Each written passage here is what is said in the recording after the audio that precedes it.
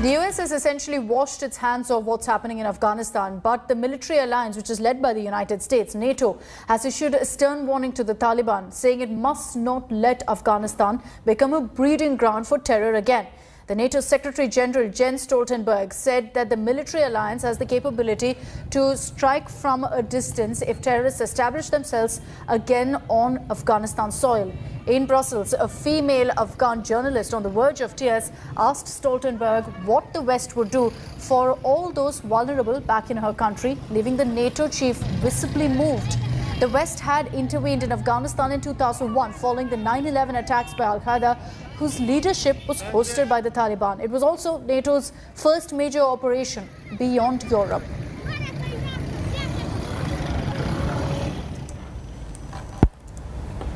In the last 2 decades, there have been no terrorist attack on Allied soil organized from Afghanistan. Those now taking power have the responsibility to ensure that international terrorists do not regain a foothold. Allies have the capabilities and the vigilance to address future terrorist threats from Afghanistan.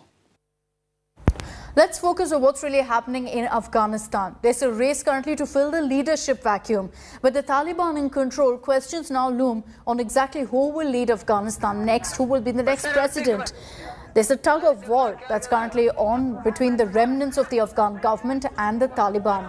With the fleeing of President Ashraf Ghani, the former first Vice President Amrullah Saleh has declared himself to be the legitimate caretaker president of Afghanistan. Citing the constitution, Saleh said it empowered him to make the declaration, adding that he's reaching out to all leaders to secure their support and consensus. Meanwhile, the flag of resistance force, the Northern Alliance, has been raised in Panjshir. The movement is officially alive for the first time since 2001, now led by Ahmad Massoud, son of its legendary former leader, Ahmad Shah Massoud. The declaration comes even as the stage seems to be set for Taliban co-founder Mullah Baradar to take over as the Afghan president. Baradar received a rousing welcome in his hometown, Kandahar.